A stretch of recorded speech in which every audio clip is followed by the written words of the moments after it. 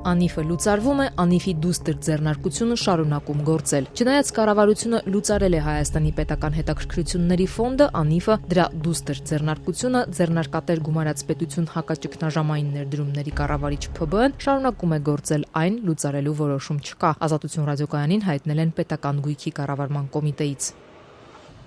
Ձեռնարկատեր գումարած պետություն հակաճգնաժամային ներդրումների կառավարիչ ՓԲ-ն, որը Անիֆի ներդրումները կատարող հիմնական ընկերությունն էր, ներկայում ունի 7 աշխատակից՝ տնօրենի պարտականությունները կատարող, հաշվապահներ, իրավախորհրդատուներ, մոնիթորինգի մասնագետ։ ՓԲ-ն շարունակում է բաժնետեր մնալ 8 ընկերություններում, ինչպես նաև 1 ներդրումային ֆոնդում։ Գնահատում եմ ձախողում,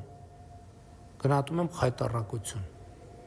գնահատում եմ շատ վատ։ Փաստացի, կառավարությունը մի կողմից խոստովանում է, որ Անիֆի գործունեությունը ձախողում էր եւ խայտառակություն, մյուս կողմից պահում է իր բաժնետոմսերը այս 8 պորտֆելային ընկերություններում, ներդրումներ, որոնցից մի քանիսը վիճահարույց էին։ Դրանցից մեկը CFW ՓԲ-ում էր, որի հետ կապված կա նաև քրեական վարույթ։ CFW-ն ավելի քան 1.5 միլիարդ դրամ էր ստացել հիմնադրումից 1 շաբաթ անց Հայաստանում կիբերանվտանգության կարողություններ ներդնելու նպատակով, բայց ծրագիրը ձախողվել է։ CFW-ի տնօրենը Երևանի քաղաքապետ Անիֆի տնօրենների խորհրդի նախկին նախագահ Տիգրան Ավինյանի կնոջ ընկերուհին է Կարինե Անդրեասյանը։ Վերջինիս նկատմամբ հարուցված է քրեական հետապնդում։ Ձեռնարկատեր գումարած պետություն հակաճգնաժամային ներդրումների կառավարիչը մոտ 960 միլիոն դրամ էր ներդրել նաև Berry Mount ընկերությունում ելակի ջերմոցի կառուցման համար։ Berry Mount-ի սեփականատերը Ավինյանի համադասարանցին է Դմիտրի Ալեքսեյենկոն։ Անիֆի այս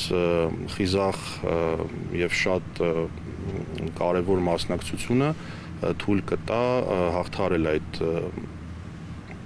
խնդիրները եւ մենք չնայած ծանր իրավիճակին կկարողանանք զարգացնել մեր արտադրությունը։ Մեկ այլ ներդրում 797 միլիոն դրամի չափով Անիֆի նախկին դուստր ընկերությունը կատարել էր Տավուշի մարզի Ենոքավան գյուղում գտնվող Ապագա Projects ընկերությունում։ Ապագա Projects-ում ներդրումներից հետո ընկերության համասեփականատերերը ձեռնարկատեր գումարած պետություն հակաճգնաժամային ներդրումների կառավարիչ ՓԲ-ին մեղադրել էին վատ կառավարման Ապագա Projects-ին խոչընդոտելու մեջ։ Ներկայում Ապագա Projects-ը սնանկության դատական գործընթացի մեջ է։ 277 միլիոն դրամ էլ ներդրվել էր Dom Arena ընկերությունում Երևանում Hard Rock ռեստորան հիմնելու համար։ 2023-ի գարնանը հայտնի դարձավ, որ Արժույթի միջազգային հիմնադրամը Անիֆի դուստր ընկերության միջոցով հանրային սննդի ոլորտում ներդրումներ կատարելու որոշումը խնդրահարույց է համարել։ Ազատությունը վերջին ամիսներին փորձել է ստանալ բաժնետիրական համաձայնագրերը, որոնց հիման վրա կատարվել են այս ներդրումները։ Պետական գույքի կառավարման կոմիտեն փաստաթղթերը չի տրամադրել, առաջարկելով դրանք ստանալ ընկերություններից։ Անհասկանալի են նաև այդ ընկերությունների ֆինանսական հաշվետվությունները։ Պետգույքից մի քանի ամիս առաջ Ազատությանը հայտնել էին, որ դրանց երրորդ անձանց բացահայտման իրավաչափության հարցը պարզելու համար անհրաժեշտ է կատարել հավելյալ ուսումնասիրություն։ Արդյունքում անհնար է պարզել բյուջեից ստացված ներդրումներով աշխատող ընկերությունները ֆինանսական ինչ վիճակում են, այդ ներդրումները որքանով են արդյունավետ եղել, ինչ շահույթներ են բերել։ Երբ որ ասվում է Անիֆը անարդյունավետ էր, Անիֆի վրա պետությունը ծախսել է 4.19 միլիարդ դրամ,